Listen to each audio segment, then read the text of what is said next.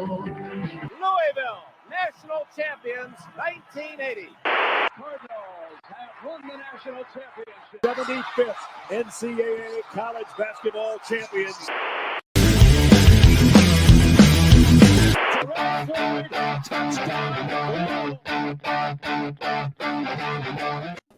Hello, Card Nation. Welcome to another edition of the Third Banner Pod. I'm hosting tonight, Patrick. I'm here with Kyle and Josh. I think, we're going to go over a lot of what's happened over the past week in the portal. Obviously, we haven't really added anybody, but there's been some movement that we want to discuss, talk about how we think we're going to fill out the roster. Spring football's over. I think the Louisville football roster is set. So we'll kind of go over the post-spring depth chart and kind of our outlook for the positions and what we're looking at for the season, what positions we think there might be a fall battle in. And then also, obviously, the draft happened this past weekend, and there was 4 Louisville Cardinals taken in the draft. So we'll kind of look at those guys and talk about their fits with their new teams. How's everybody doing tonight? What's going on, Kyle? Doing well, Pat. I didn't think I'd be on tonight. And I even said on LSL earlier when I was on with Ethan that I wasn't going to be on. But Callie fell asleep at 7:30. That never happens. Now, that could end up biting me in the ass later because she may end up just getting up and deciding she wants to come straight down here. But I just thought I was going to take the night off. And then when she went to bed, it gave me some free time to catch some things up. And then I was like, hey, I'm going to join the guys, talk about some portal recruiting in particular, and just hang out with the fellas. How are you doing, Josh? Doing well, Kyle. Hoping that we can get through tonight's episode without any coyotes or tornadoes or anything like that. Yeah, you've had a lot of that going on.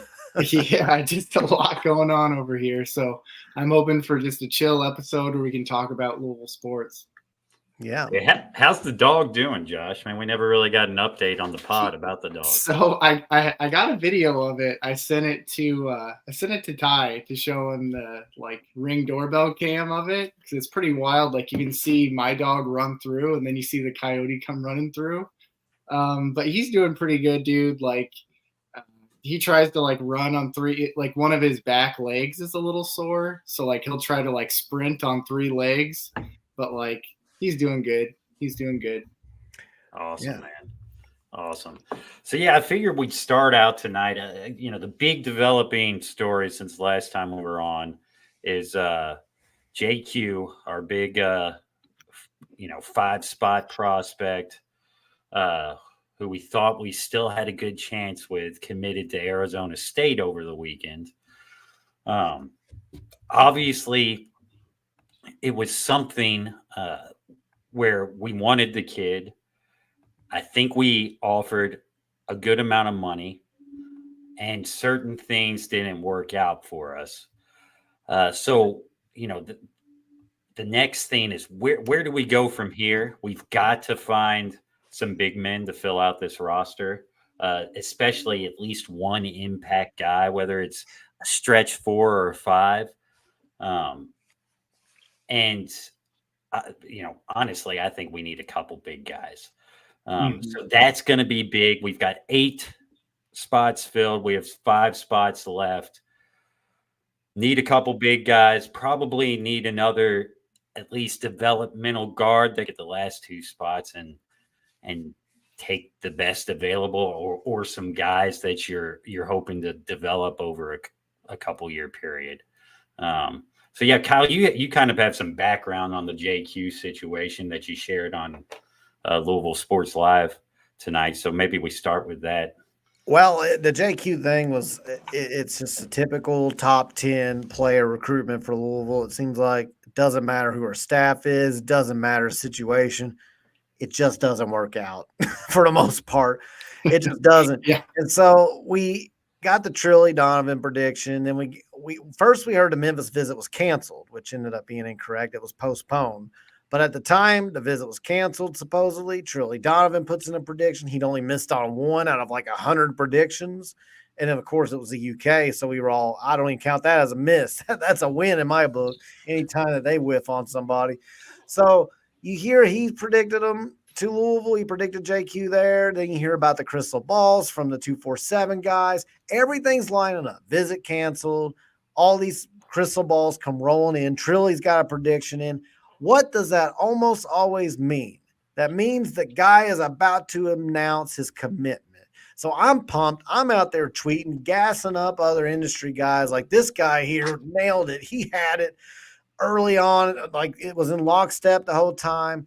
I'm on there tweeting, oh my God, this is actually going to happen. Like, I'm hyped.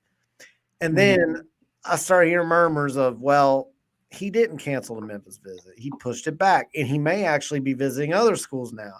So I reached out to a guy and said, is this true? Is this true that, he's actually going to visit these other places, or is he actually committing? Because it seems like he's going to commit. And that guy said the only thing that would hold it up is that JQ's dad wants him to have a starting position guaranteed. So I said, what do you mean? Is that and they can't come to an agreement there? Like, both sides are at a standstill? He said, I don't know. So he said, but I don't want that getting out. And I understand that. It's in the middle of the recruitment. You don't want to throw that out there when we still may land this guy. But I did go to somebody else behind the scenes who I knew would know, and I try not to reach out to that person very much at all. And I said, look, I'm hearing that, and the guy told me not to put it out there, but I went to somebody off record in the industry, didn't say who told me. I just said, hearing murmurs that JQ's camp may want him to start, and that has to be a stipulation or he's not coming to Louisville. Is that true? And that guy, like, he not only said that is actually very true, he actually doubled down and said, and I don't see either side budging.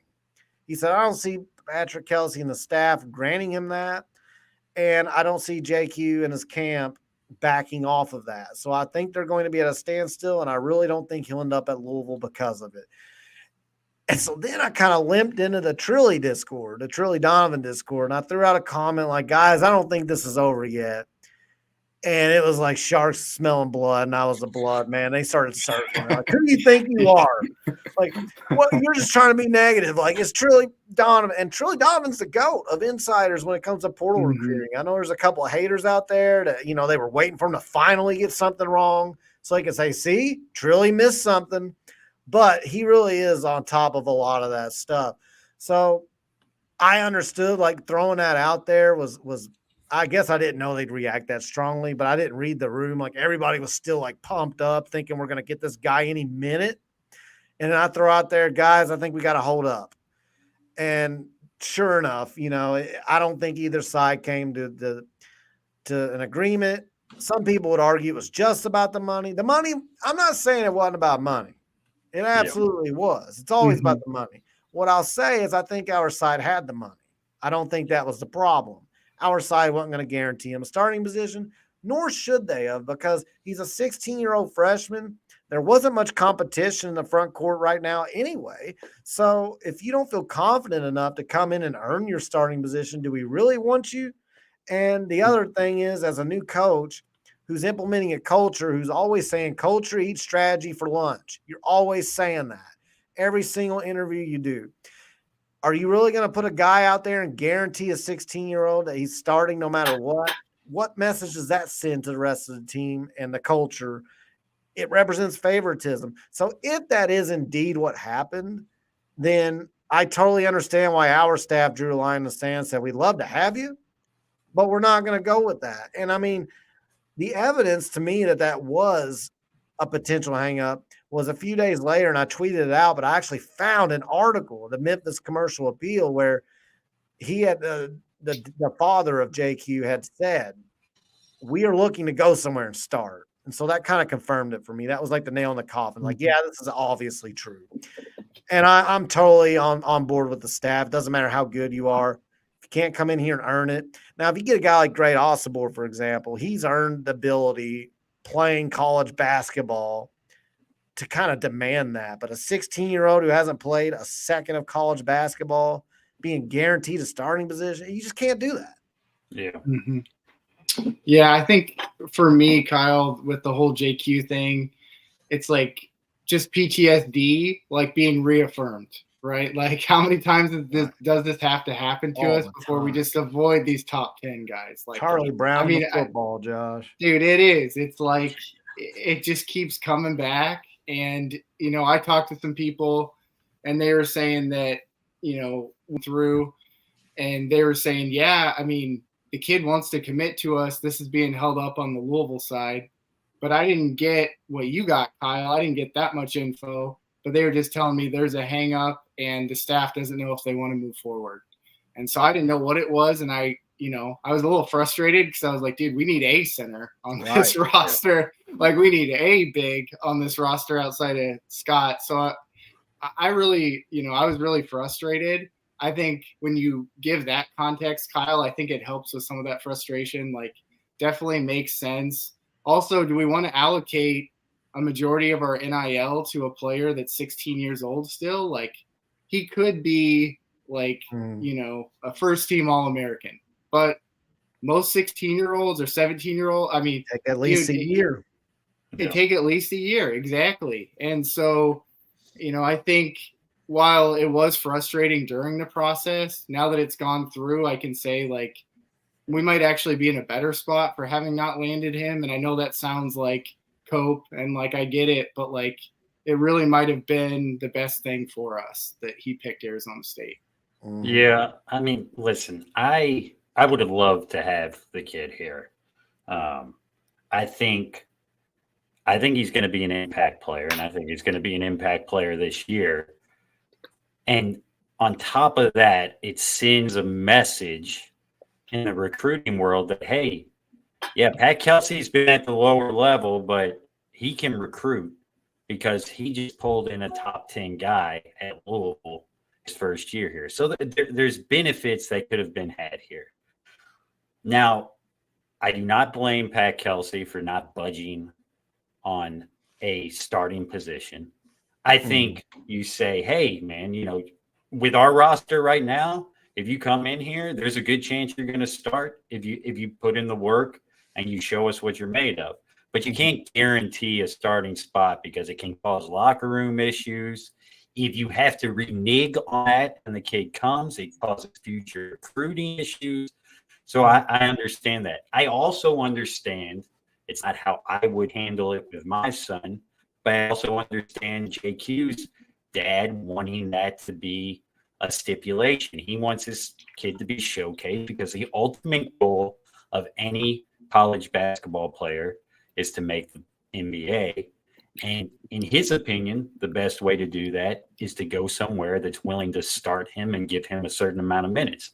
Right. So while I don't agree with that per se, I think you can't blame a father for looking out and doing what he thinks is best for his son. So I'm disappointed we didn't get JQ, but with those stipulations, it's totally understandable. And I think now it's what are we gonna who are we gonna get that's going to replace JQ and be a starting quality five? We've got Scott, who I think is going to be a tremendous player, but I just don't think you can rely and count on a sophomore with his first year at a ACC school being that guy at the five position. Could he grow into it at some point this year? Sure, but you cannot, put all your chips into the center of the table like that. So, some guys that I'm hoping we try to get, obviously Great Osabor, who is hopefully on campus tonight. I think he'd be a great fit. Top 5 portal guy, in my opinion, was dominant at Utah State. I don't think he's a definite I don't think him being on campus means that we're going to get his commitment. He seems to want to take all his visits, and I think he's definitely going to make it to Washington because that's where his old coach is. So then you look at some other guys. You look at the Miami guy. His name's Norchad Omier. Norchad Omier, who has had a quiet recruitment, but it seems like he's a guy we're interested in. And then you go further down the list, there's some guys that just entered that hopefully we'll contact too. But yeah, what do you guys think about where we should look next, and who are you hoping we get at the 5 spot? Well, Great Osibor would be either one of them, Norchad Omier or Great Osibor. I will say this. I think that Omier's recruitment he's not in a hurry at all. I think he's going to kick back, relax, take his time. And if somebody's not willing to wait on that, then he's going to say, okay, that's fine. But maybe I'm wrong there, but that is the impression that I've gotten. And with Great Osibor, I think you've got a more immediate answer. You've got him. I think he's on campus, right? Or when I say on campus, I think he's here visiting in Louisville right now. I haven't seen anybody confirm that yet, but there's somebody that's always on top of these visits. He was the first one to say that Hummerkaus was going to visit from Evansville. He says he's here now. He claims he's here now. I'm hoping he's right with that. And if he's here now, people don't like this take, but I've been right ever since I've made this claim. If you do not commit on the visit or soon after the visit and you visit somewhere else, you're not coming to Louisville or you're not coming to wherever. I apply that for anywhere when it comes to portal recruiting. Some people think that's just a lazy, broad brush, but until I'm proven wrong, and I mean, the only outlier I've seen at all that I can think of was when Trey Townsend committed to wherever he committed to. I can't remember now, but Arizona, I believe. I think he had already went to places like Ohio State after that, and then he came back and decided to commit to Arizona, but it rarely happens. So you've got Great Osibor there now, supposedly. So I haven't seen anyone officially confirm that, but if you've got Great Osibor here now, you got to lock it up if you're going to get him. I understand what people are saying. They're saying, look, the family's in town. They said that they were going to take all their visits. Their former Utah State coach is out at Washington now. They've got the last visit. He's going to make that visit. Well, if he does, I mean, look, that can't be the mentality of our staff. That has to be, I understand that, we're rolling out the damn red carpet. Because it's just one of those things where I never see it work out where they come back.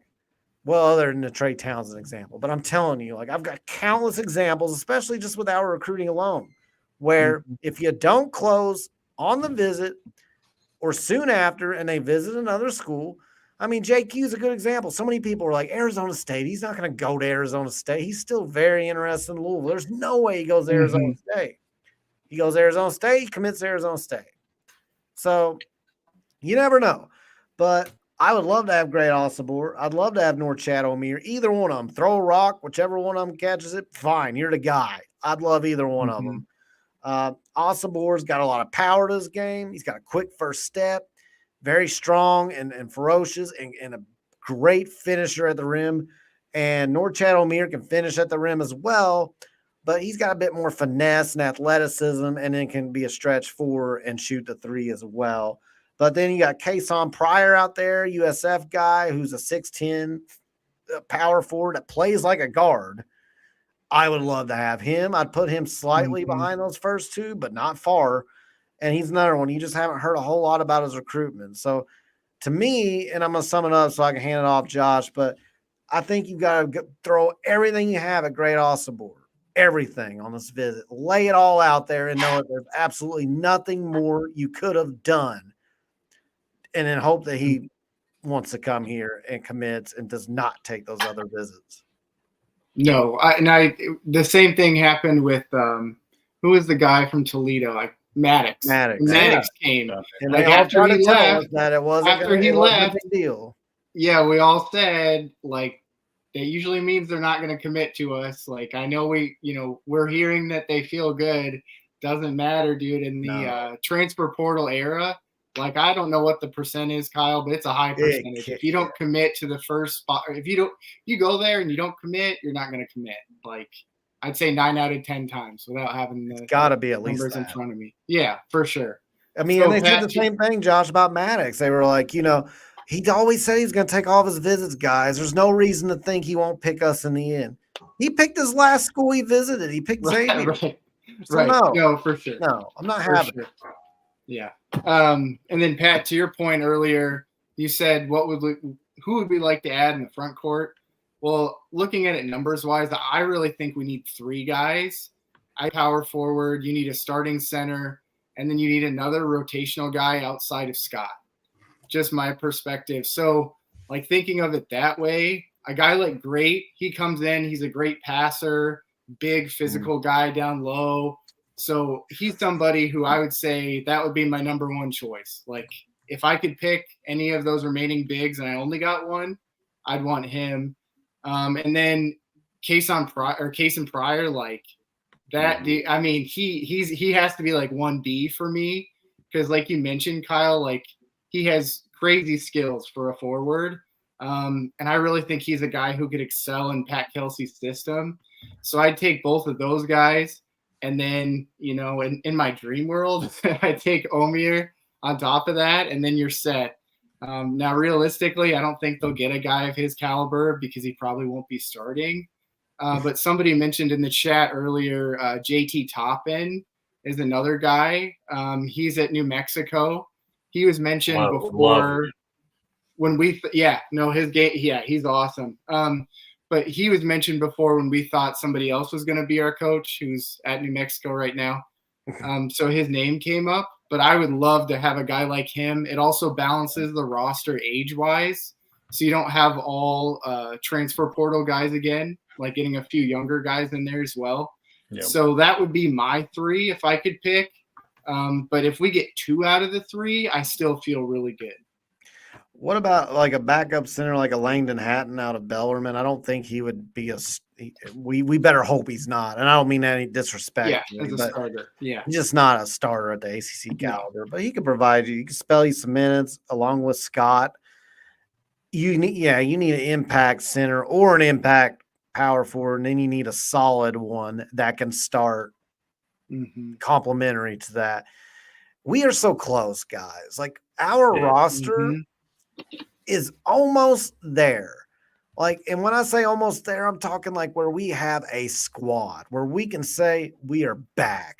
Like we are so close, but it just feels so far away because if you don't land an impact 4 or a 5, like if you don't land one of those 2 and then a solid starter at the other position, you're kind of back to talking most likely bubble, maybe an NIT team, maybe if we reach our maximum potential, we make the tournament as a low seed.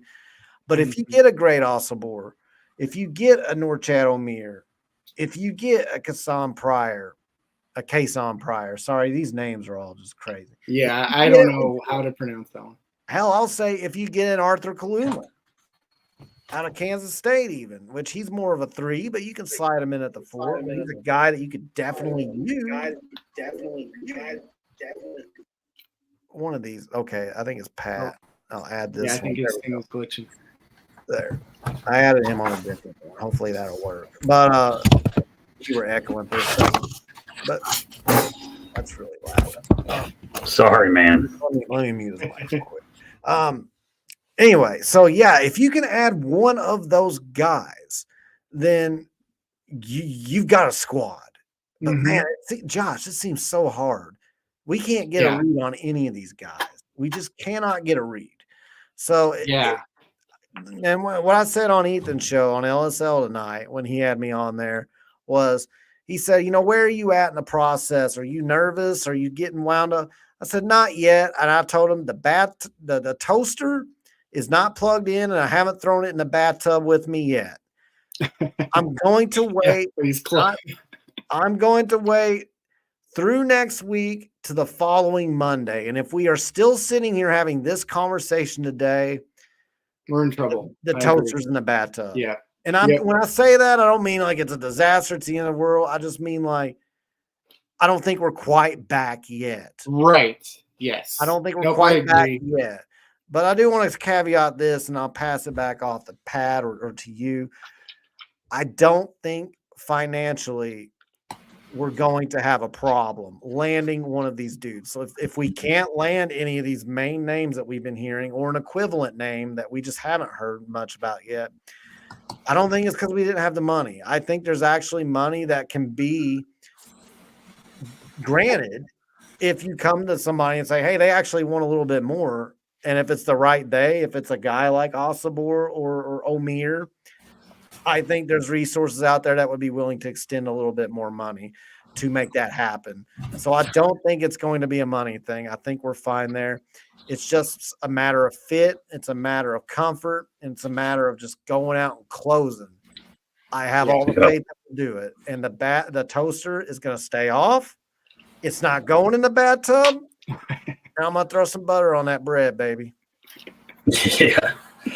Yeah. I kind of wonder. I mean, this is like dream scenario, but if there's a scenario where you can get Osabor and Omir, they play different positions. So if you've got enough money out there or you can reach out and say, hey, can we have a little bit more money to those who are highly invested? That would be my dream scenario, is to get both of those guys. Bro, we get those. We're talking Final Four now. I'm getting Final Four tickets, baby. Right. I don't think we can swing that. But man, I would love it. It's unrealistic, but throw it out there. Could it happen? Probably not. If it did, you're talking a serious top 15 basketball team. We're going to Disneyland. Yeah. Well, Pat, my thing for this year is we need to at least have a tournament team. And the reason why is that should always be the expectation at the very bare minimum at Louisville should be the tournament. We shouldn't really be sweating Selection Sunday. But anyways, the other thing too is I want to get a certain monkey off Pat Kelsey's back. So I want to make the tournament and I want to win at least one game this year. Yeah. Because I think if Pat Kelsey has a full off season to build and really recruit high school guys and do more research on what transfers he could go after, I really feel like he could take us to Elite Eight. Second weekend, no problem. So I'd like to get that monkey off his back in year one where we're still kind of figuring things out. Mm-hmm. He didn't have a lot of time to put a roster together. My dream scenario is if he can get through the tournament and win one game, and then be ready for the next off season, ready to go. That is my dream scenario. Anything above that's just icing on the cake. Right. Yeah. Absolutely. And that you bring up something there that, and this can kind of transition to how after the big guys, what we think we do with the rest of our scholarships. But one thing that I think we should do, if you get two good bigs, and most likely those two good bigs are going to be 1 year guys. Mm-hmm. I think you've got to look at the next guys and get some people with multiple years of eligibility left. Like Scott. So that you're not having to completely rebuild the team again in the portal next year. Right. And that kind of leads me to, I think it's pretty evident based off of who we've had visit, that we want one more guard. Mm-hmm. It doesn't necessarily have to be a huge impact guy, but we want a guy that can come in here, play some minutes, and develop. So who do you guys think that person is? Obviously, Yates was here. He's left. Sounds like he's going to visit somewhere else if he hasn't already. He has. He has. So by Kyle's theory, exactly. I have to cross him off the list. Yeah. So where do we go for that final guard piece that it seems like the staff wants? Well, everybody in the chat saying Davon Smith, and that would be awesome. That would be wild. It'd be wild. It's a long shot. It'd be a lot of money, and it is an academic thing with credits transferring. So there's a lot of, and that's a lot of these guys that are remaining in the portal right now. A lot of them have the credit transfer thing where they've been to 3 or 4 different schools. I don't know about him in particular about the amount of schools, but that's been a problem.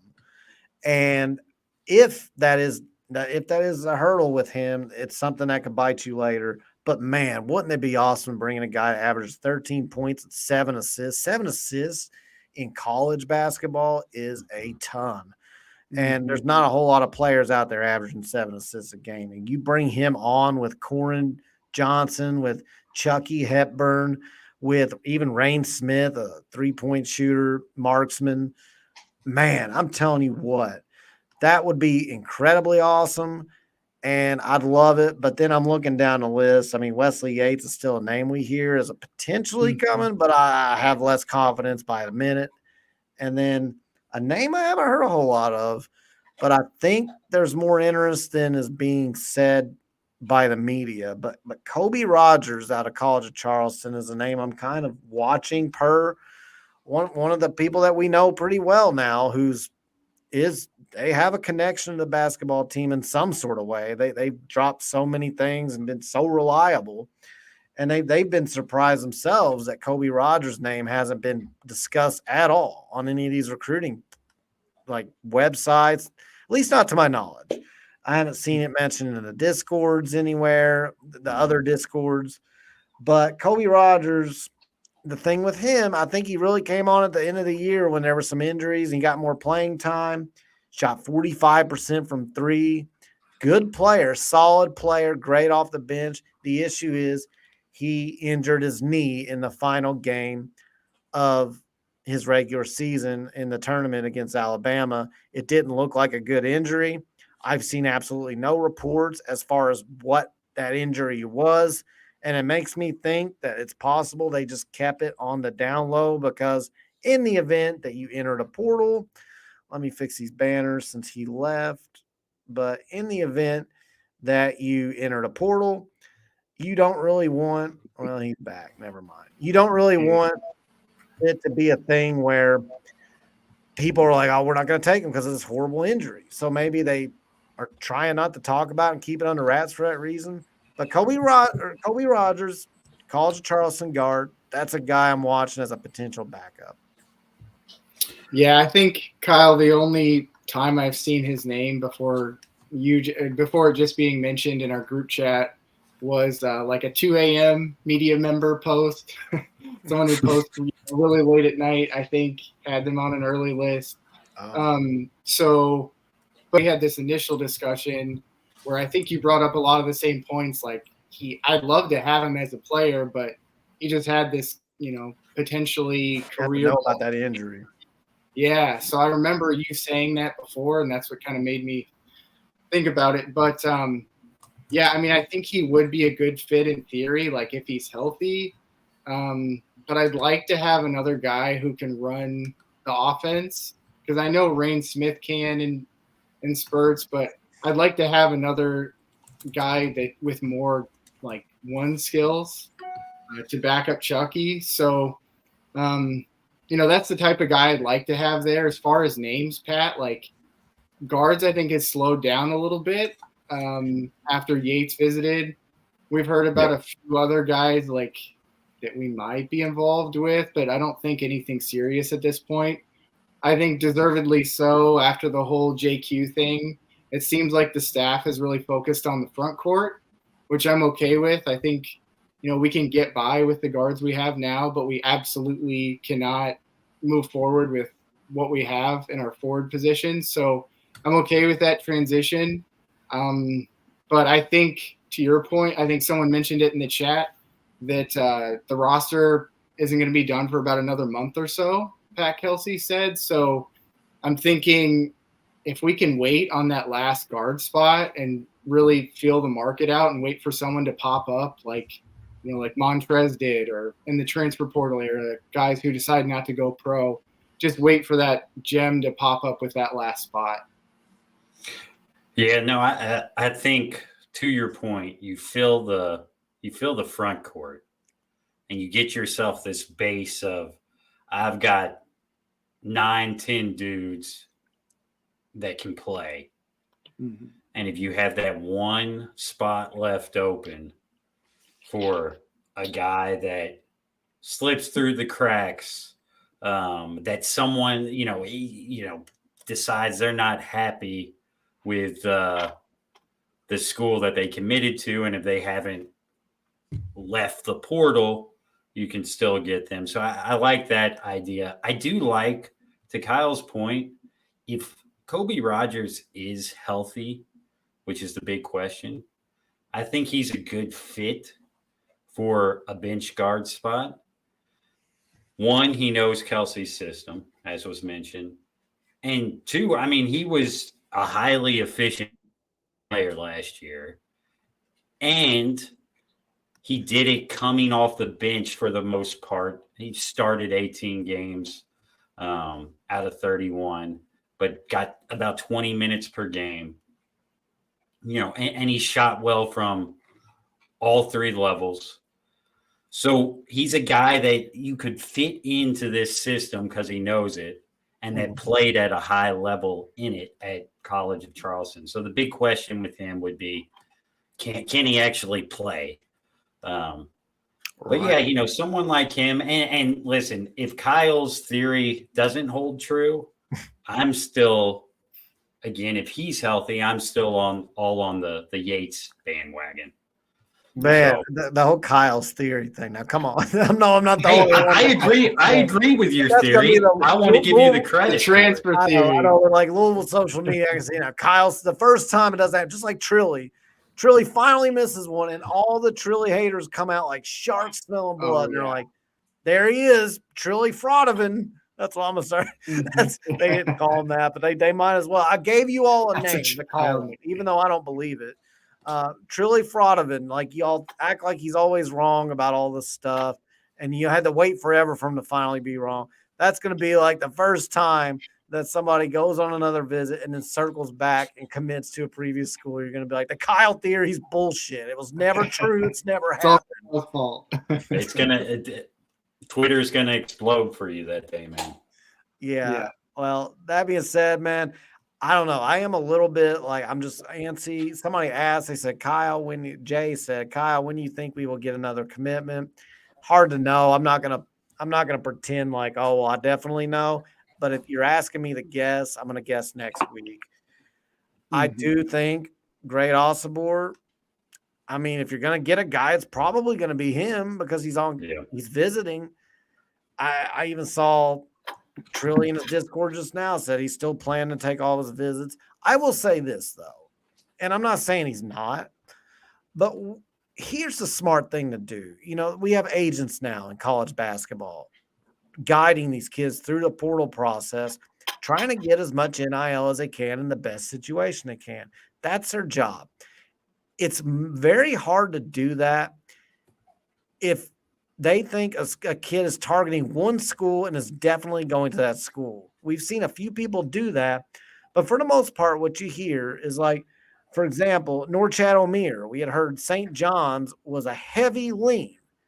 And then all of a sudden you start hearing, well, maybe St. John's is as much of a lean as we thought. And now it's more of an open recruitment and others are involved as well. Maybe that's true, but it's also what an agent would tell a kid to say and say, whoa. We are not in a hurry.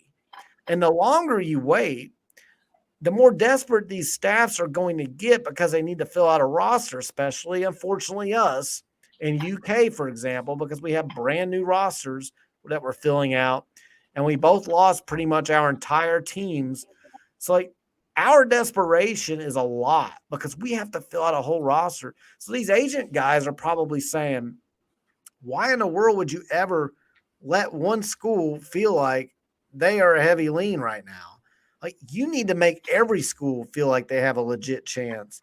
And that way, like, every school, but nobody really knows for sure because then you ramp up your desperation. And that's just how business works in this kind of thing. So no, I don't know if Osibor will take all of his visits or not.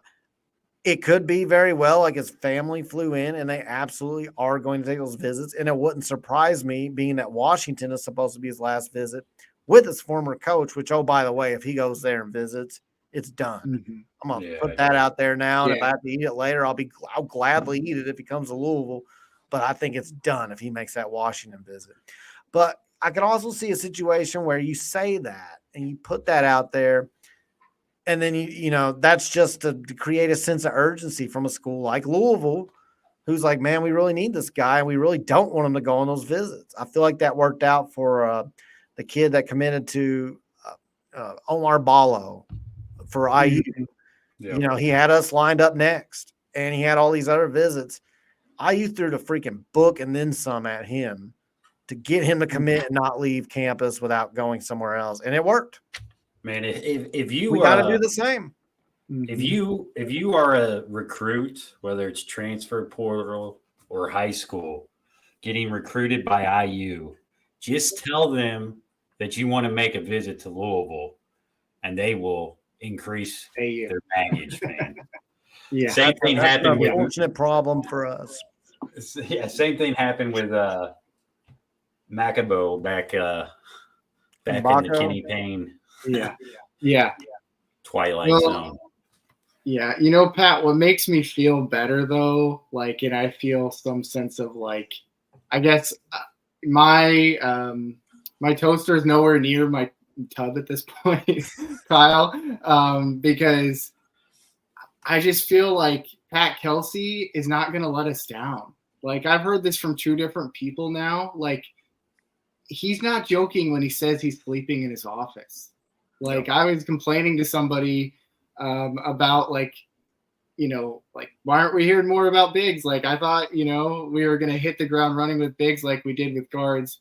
And somebody told me, like, hey, man, like, you got to chill. Like, Pat Kelsey's doing everything he can. He's legitimately sleeping in his office. And so, I mean, that's just wild to me that, he's not just somebody, there's no fake juice. Like, when he says, like, I'm putting everything into this program and, like, I realize, like, what I have here, like, he means it. And so I feel like he's not going to let us down.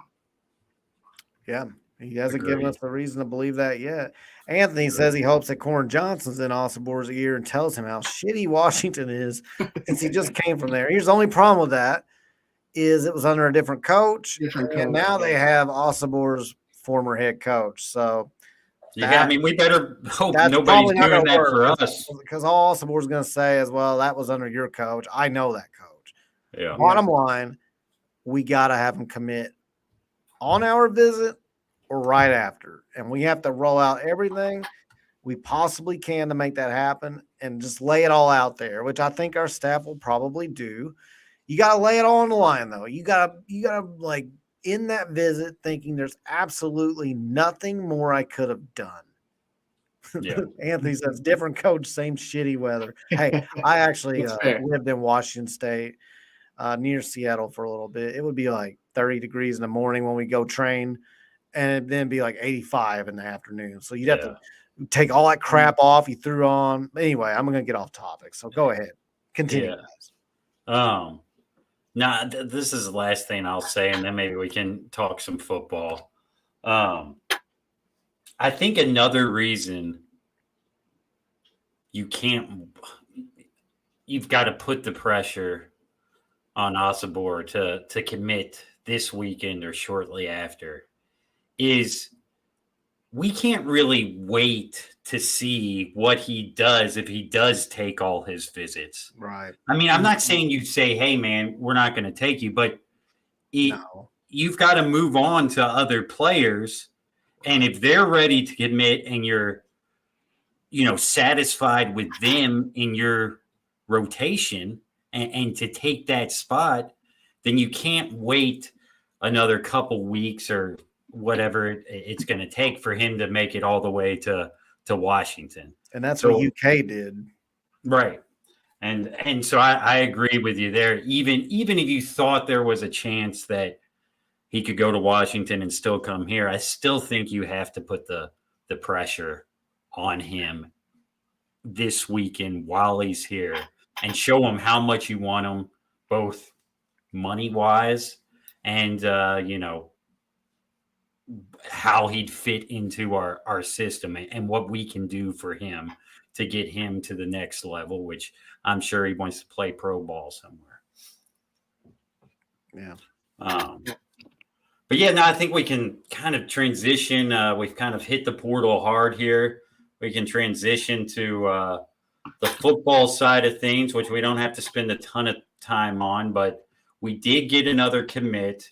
And I think unless something crazy happens, this will probably be our last transfer portal commit this year, or in this session.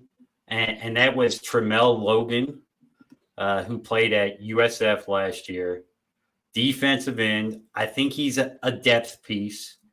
I don't think he's going to come in here. He's not going to replace Barron. No. But Yeah.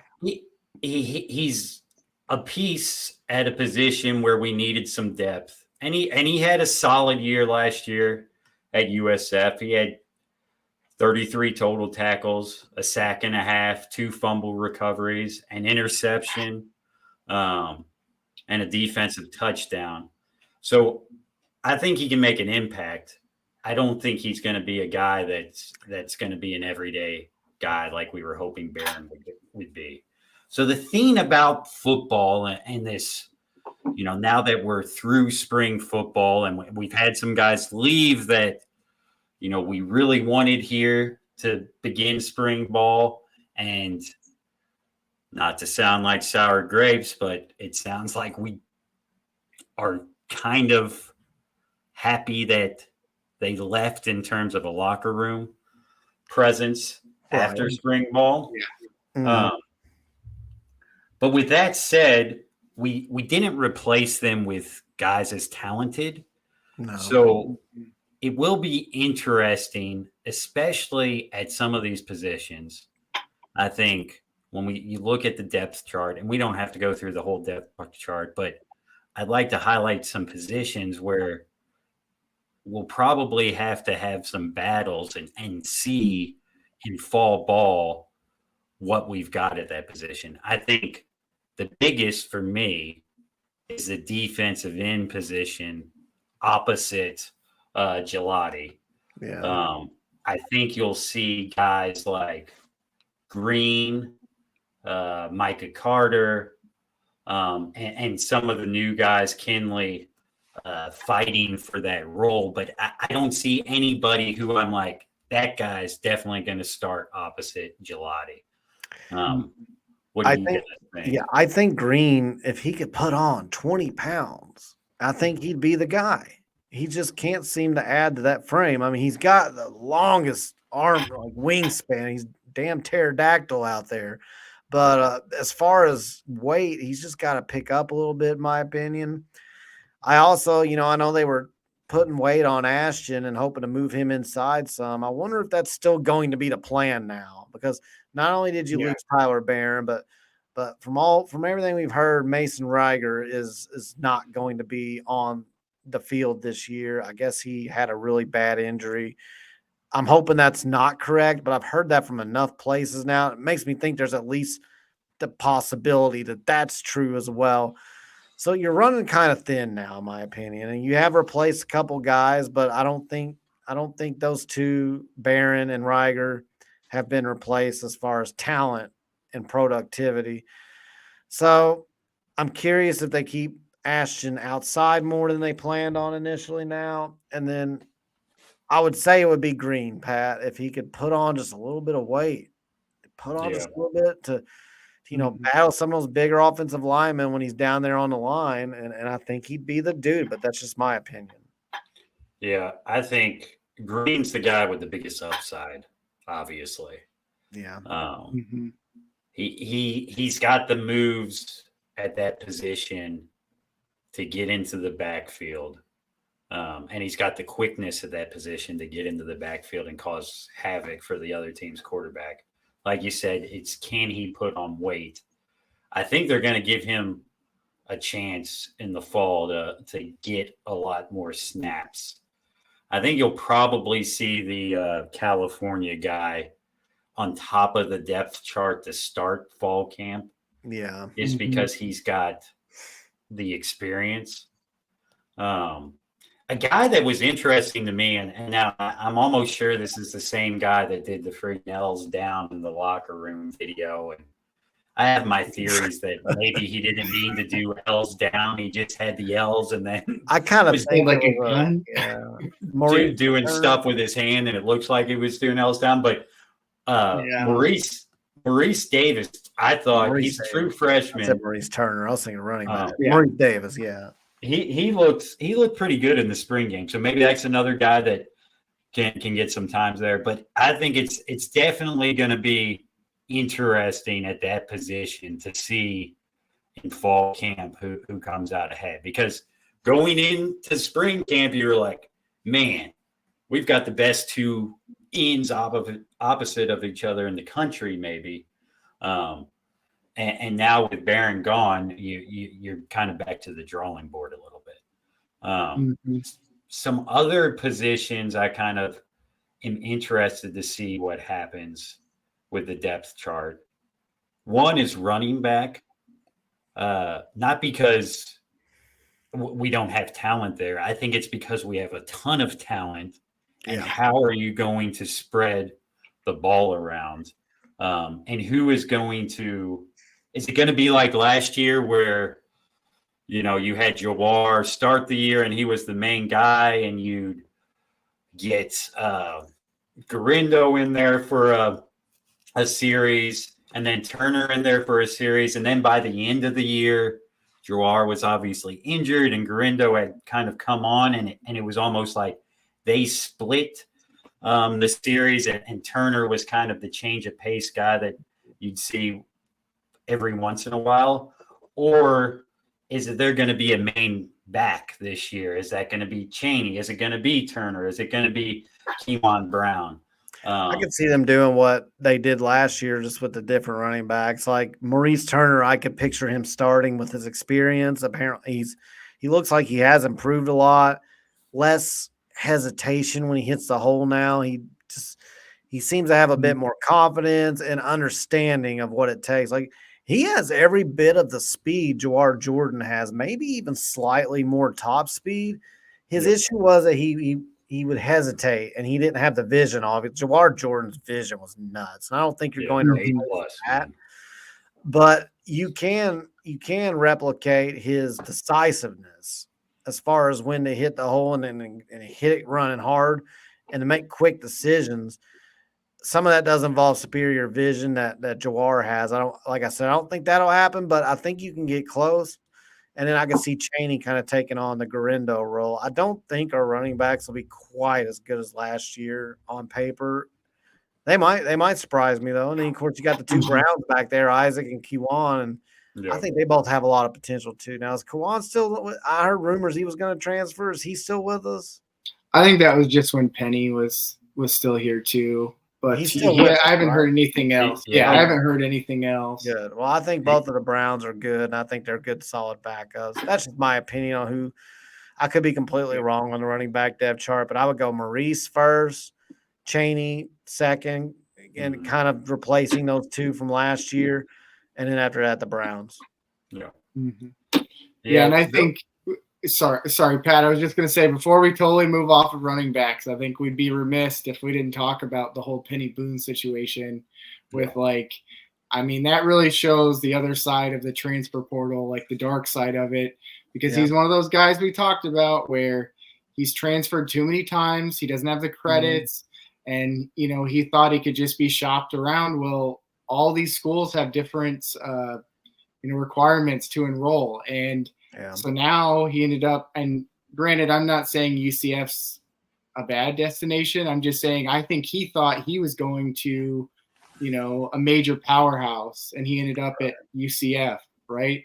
Yeah, in hindsight, he should stay at Toledo. In hindsight, yeah. I mean, for real, yeah. It's a situation where these kids have to make sure that their agent has their best interest, and that they go into a new situation knowing that, listen, was I one of the best running backs out on the portal? Heck yeah. But does that mean I get to go into my new school and dictate terms and, not work as hard? And I'm not sure that was exactly the case with Penny. That's the rumors. Mm-hmm. But when you go out into the portal, you need to make sure you trust your representation, and you need to know you're going somewhere where you haven't played, and you, even as one of the best guys out there, you've got to prove yourself again. So you've got to continue to put that work in. And And I feel somewhat, I mean, he's playing college football and he's playing in the Big 12, and I'm sure he's getting paid more than I'm getting paid at my current job.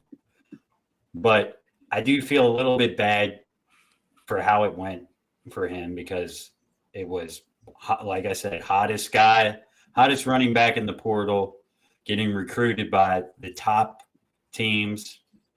Georgia was recruiting him. Ole Miss was recruiting him. Obviously, he came here, and then he re-enters the portal. He thought those teams were going to be interested, and maybe they were, and the academic stuff fell through, but you end up having to go to UCF. So it's kind of like the grass isn't always greener. And to your point, Kyle, maybe he would have been better off staying at Toledo. I would say the position I'm besides defensive end, which you brought up first, I think that the receiver position is still one. I wanted to see us add one more burner to the roster. Somebody can just blow the top off of the defense. Colin Lacey is supposed to be one of those guys, and I'm still hoping he will. I would say that, I don't know, man. I mean, I watched him in the spring football game. Didn't see a whole lot that blew me away there. And then all the reports before that from the practices, it just seemed, I don't know if he was dealing with an injury or if I don't know what the deal was. It just seemed like he didn't separate himself like Jamari Thrash did this time last year. Yeah. I'm still hopeful that is the case, though. Katarius Hicks is one that I think is going to be a really good player, but again, he's a redshirt sophomore, and redshirt freshman, excuse me, and you just don't know if he's going to be quite ready to take on a huge role. Chris Bell, he has ability to blow the top off in a way. He's a bigger guy, but he has speed as well. It's a matter of him keeping his head clear and being disciplined out there and staying focused, because he has all the tools, and you saw it in the spring game. And then you got guys that are possession receivers like Brooks, who was hurt, from the guy from Alabama. I think he's going to be a good possession receiver. He's not going to blow the top off, though. And then you've got Antonio Meeks, who's probably coming off of that second, like he's probably second on the depth chart as far as a slot receiver, maybe, or possession receiver, I should say. He might be lying up on the outside, but he's a possession guy as well. The guy that he's from a D2 school, I can't remember where, maybe Tuskegee, I can't remember, but he's a D2 guy. Catches the ball very well outside of his body with his hands, has a lot of potential to be a good possession guy. But I just feel like we're a little bit short on electrifying receivers that can just take it to the house. And so I'm curious to see, if they struggle with health like they did in the spring, some of them, that's going to be a problem in my opinion. Yeah. I think our offensive line is good. Of course, quarterback's another one. It's like, Tyler Shuck looked good in the spring game, and apparently he's looked pretty good all spring, but he's another injury-prone guy, so you got to hope he holds up. I did like what I saw out of Pierce, though. But, yeah, receiver and edge are, to me, the two biggest question marks heading into the fall. Yeah. No, I'd agree. You look at a receiver room, I think the quality of depth is better than it was last year. I feel comfortable with the receivers as a whole being better than they were last year, but I'm not sure we have, and I think this is to your point, Kyle, that star that Jamari Thrash was last year. You hope it's Lacey, and hopefully he gets there. But from what I saw in spring, he wasn't on the same level that Thrash was. Right. And also to your point, who is the guy that's going to go over the top that we can hit, once or twice a game, throw a deep ball to? I feel like we haven't really had that guy since, Tutu or Harrell when that left for. Yeah, that was a bummer, man. Tyler Harrell had a perfect spot lined up for that team.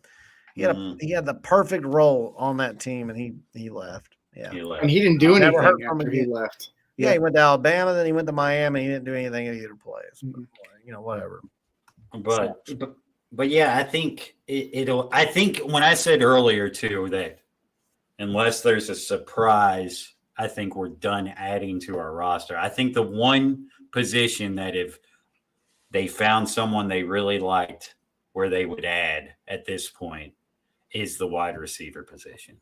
Yeah. So we'll see if something pops up where they're like, oh, this guy is a guy that we think can make our room look better. Right. But yeah, no, I agree. The edge in the receiver room are going to be the big question marks.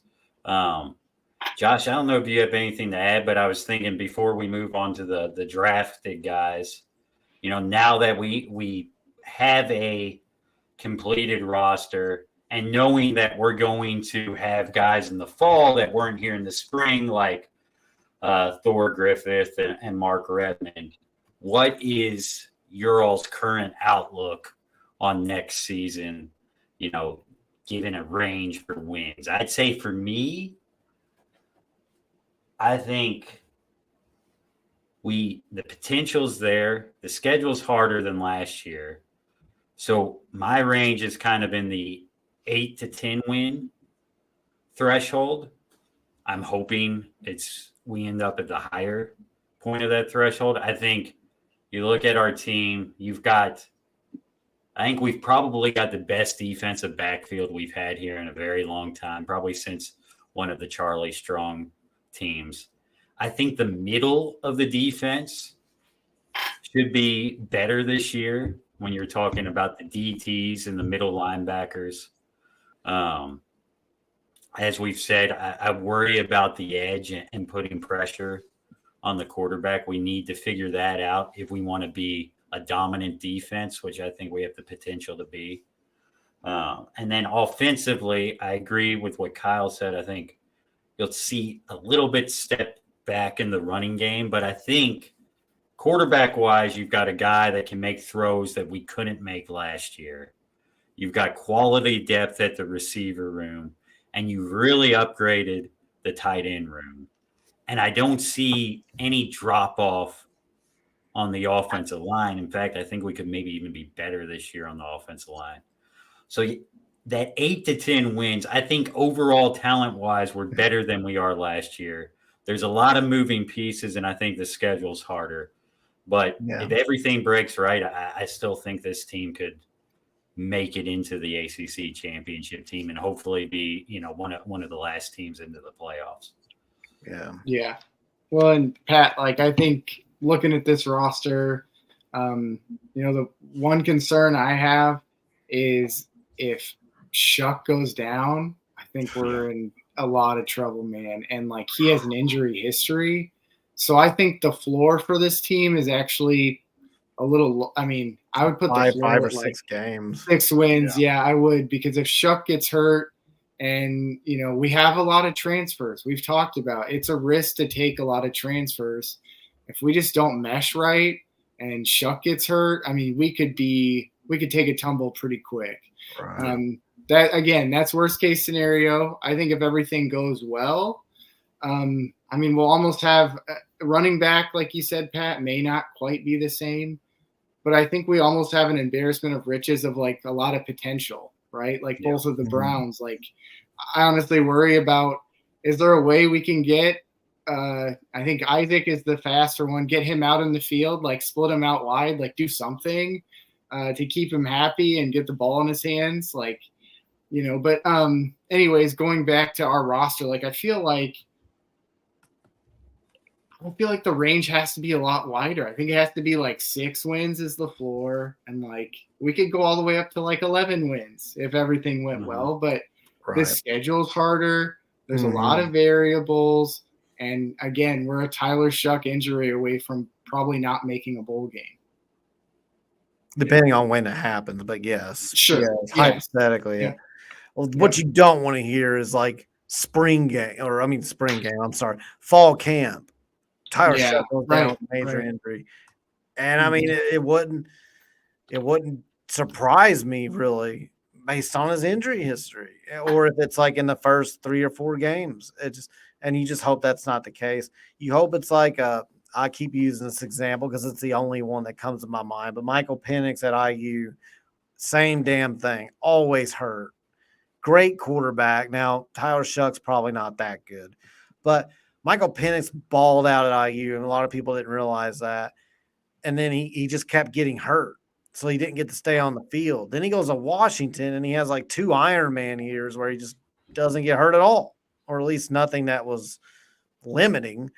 So you do have to hope for something like that. The positive is that his injuries have all been temporary injuries, like fractures, things that can heal pretty easily.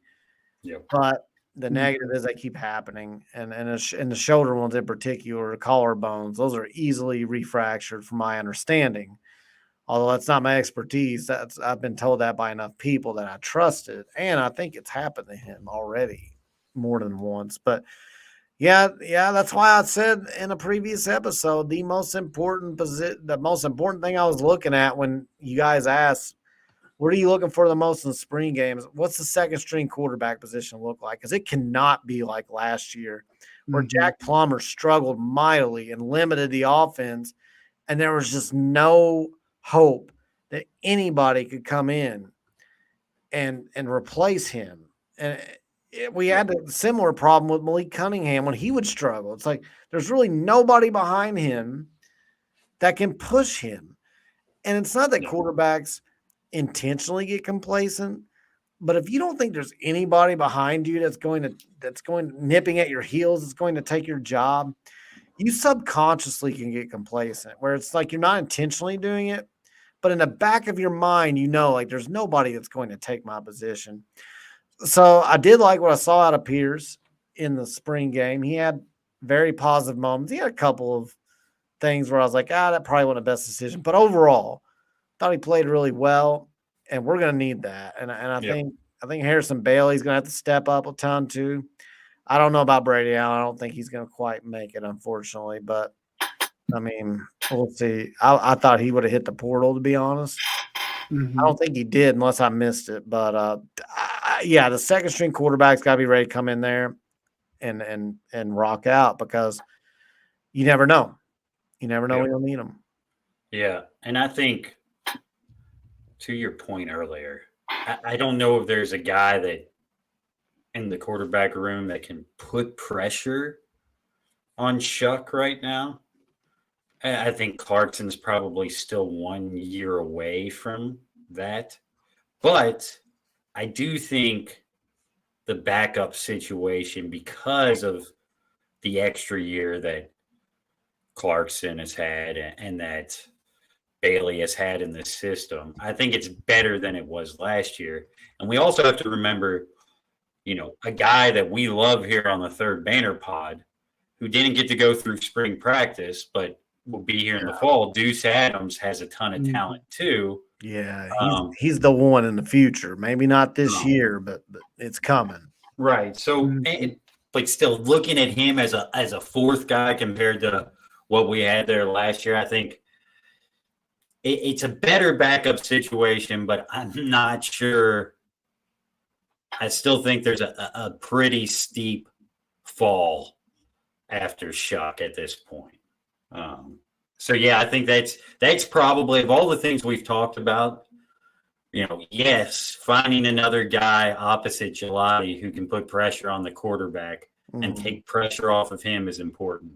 Yes, finding that stud receiver or having some guy step up as that stud receiver is important. But, I think the most important thing overall to this season is Tyler Shuck being able to play every game and be healthy doing it.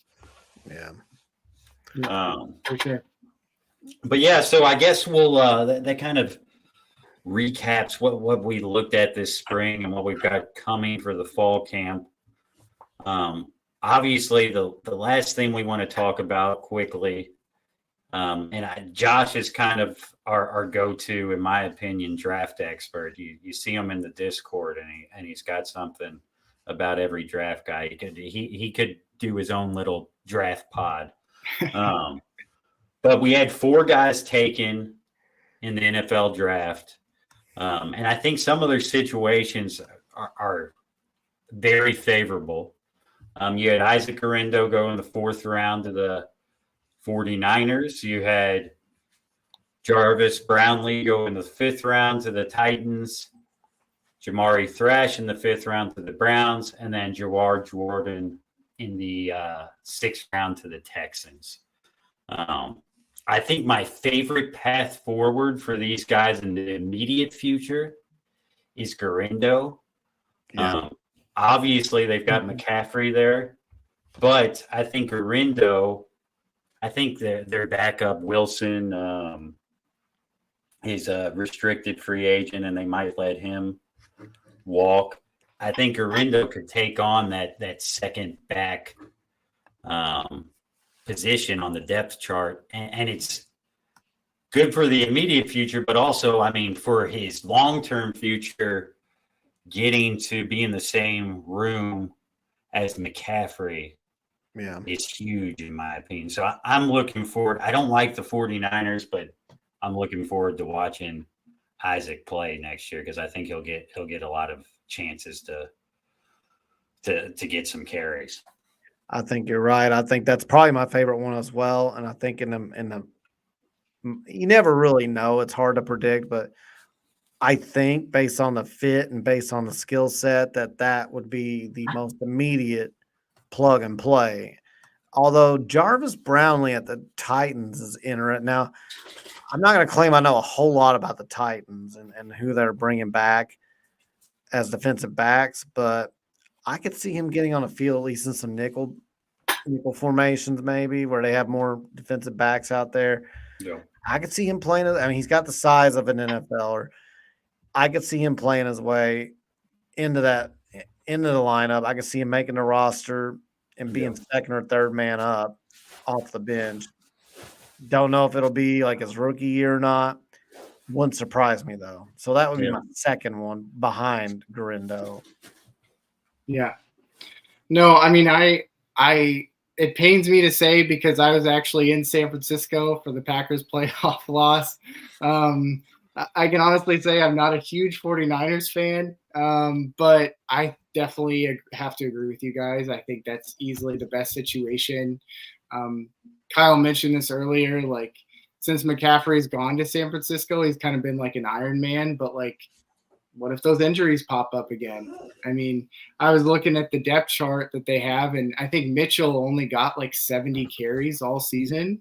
So I don't think they have a lot of faith in him. I haven't seen them do a lot in free agency either. So I feel like that's the quickest path to starting. The Titans with Brownlee, they just got a new defensive coordinator, somebody who all of us who are also probably Ravens fans for Lamar, Denard Wilson is their new DC in Tennessee. Yep. And so he made a big splash right when he started. He went out and got Snead from the Chiefs, which I think is probably my favorite offseason signing.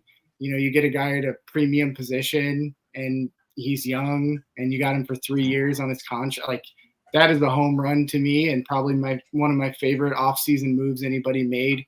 But they also got Awuzie is the other cornerback. So I think they've kind of went out and solidified that secondary position. And the thing with a lot of these guys, so outside of Garindo, most of our guys were taken in the 5th round or later. Those are guys who it's really like a lottery pick, like 10% of them pan out. So the best way to earn a spot when you're one of these fringe roster guys is to be in on special teams. So if I was going to pick somebody who wasn't Garindo, who was going to see early playing time, I'd probably go with Jawar Jordan. I think, for in a special teams role, he might have a shot. And the other thing too is they just changed the kickoff rules. And now with the kickoff rules, the philosophy is out there that you want a guy who's more like a running back. And so you don't want, just like a corner or anybody else back there anymore. Like you're going to have guys who are going to have to feel out where their blocks are better. I mean, it's a totally different strategy than what it used to be. So I feel like Jawar has a pretty good shot. I don't know about Brownlee in special teams. His testing was not great, but I mean, he is a dog. Like, he'll get in your face. He's like that type of man corner. I just don't think he'll see the field on the defensive side right away. And then Thrash, maybe. I don't know. I kind of remember Thrash returning kicks, but I think it was more, Jordan who did that. But, like, I just can't see him getting on the field. They just got Jerry Jeudy. And then they have him. Yeah, I mean, it's deep, and he's small, and Thrash is my guy, but he's small, right? He's 5'10", and he's for 5'10". I mean, you have to fly in the NFL, and like Tutu, yeah, exactly, right? Just like Tutu. So I just think outside of Garendo, if there's a guy who's going to see the field, it's going to be Jordan. It's going to be on special teams. I'd love to be wrong. I think Jordan. I think you bring up a great point with the special teams, and especially the new kickoff rules. I think you'll see that might have been why they drafted Jordan. Obviously, Jordan's got potential if he can become fully healthy and is the same after his late season injury here. He's got potential to be a rotational running back in the NFL. I'm not sure if he could ever be a bell cow, which I think Garendo could eventually be a number one guy somewhere. But Jordan could definitely be a second guy that bounces around to teams and has a 7-year career. And I think to get there, like you said, special teams is the key. If you show it on special teams, for one, you're valuable. And for two, you're probably going to get more opportunities on the offense. I do think it's interesting here, Marco's point, and we can kind of wrap it up after this, but Marco said all of the Florida media was discussing Jarvis Brownlee transferring to UofL was a smart move because UofL got him drafted. I think from a UofL aspect, Brownlee getting drafted is huge exactly because of what Macro is saying. I think the UofL brand is obviously well respected down in South Florida, but when you take a kid that went to a Florida school and he comes here and you get him drafted, that's going to be huge when we go into Florida living rooms for the next couple of years. And I think, listen, this is from the UofL's perspective overall. You're happy for these guys. I want to see them do well. But getting 4 guys drafted in Brohm's first year, and I think the key here with those 4 guys is none of them, other than maybe Thrash, was really on NFL draft boards before the year. So maybe Jordan too, but the other 2 weren't on draft boards. So it kind of shows, hey guys, I can get guys drafted, and that was in my first year. These guys had 1 year in my system, so that's another recruiting tool. And I think you'll see. We kind of had this lull with Satterfield when it came to drafts. I mean, Charlie produced a ton of draft picks. Bobby 1.0 and even the beginning of 2.0 produced a ton of draft picks. Scott didn't really, and that can hurt recruiting. I think you'll see, us get 3 to 6 guys drafted every year from here on out, and that's going to be huge for us to get future talent. For sure. Yep. I don't have anything to really add about the NFL stuff. I think you all have covered it all very well, and we wish these guys luck and may they continue their success at the next level and make good money and have a good career. Yeah, for sure. For sure. So yeah, I think we'll probably wrap it up with that. I did forget to say, please like and subscribe to the channel if you haven't already. Liking this video helps our algorithm so much. It helps get our name out there to other potential people that are looking for Louisville content, and then they can decide for themselves if they like it, at which point I would recommend they like the video as well, and just keep the chain going. And then also subscribe to the channel if you haven't already. It just helps us out. Appreciate it, guys. Sorry to cut you off, Pat, but if I didn't say it, I'd forget. Yeah, no, I'm glad you did that. So yeah, I guess final thoughts. I'll go first, and then I'll let you guys take it off.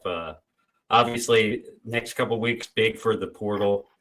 Hoping we can lock down a 5 by the end of next week. Like you said, Kyle, it'll make me feel a lot better about our overall roster depth. Mm-hmm. So yeah, I'm looking forward to that. Also, I did want to say that, and I'll tweet this out through the pod after the show. Ty and I did if you're interested in conference realignment, we appeared on a podcast of Saturday Warrior, which is a BYU pod in our podcast network, talking about realignment and what it meant for UofL and where we thought we might end up and all the movement that's going on with that. So if you're interested in that stuff, check that episode out that I'll tweet out after this pod, because I think we talked about a lot of interesting stuff, and I'd like to know some other UofL fans' thoughts on conference realignment and what we had to say. Kyle? Yeah, it was very, very interesting. I actually listened to some of it on my way to work, and it was good content. Other than that, hey, the toaster is next to the bathtub. It's not plugged in yet. I feel good at this time, but we've got to close, baby. Closing time, Eve 6, baby. Some other beginning or some other ending leads to however a song goes. Some other beginning leads to some other end or something. I don't know.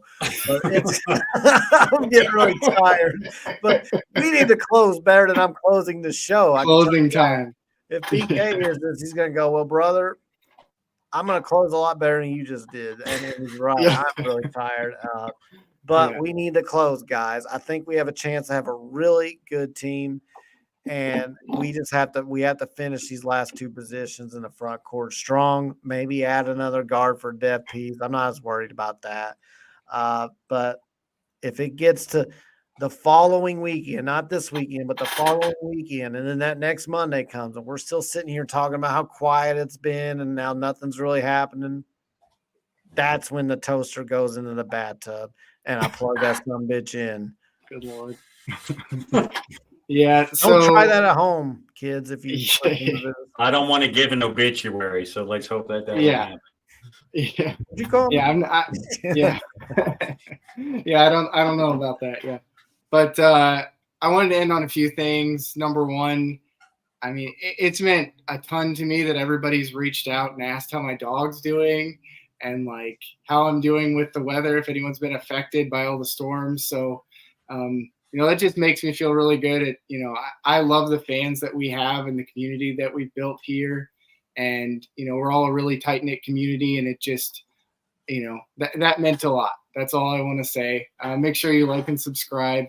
And then I'll end with my favorite Derby story. So I'm from Iowa, but I usually go back to the Derby every year. I usually go back for Christmas. I'm in Louisville a lot. All my family's from Louisville. And my wife, she's from Iowa. And so me and her, we met in law school. We'd only been dating for a few weeks, and I was getting ready to go to the Derby.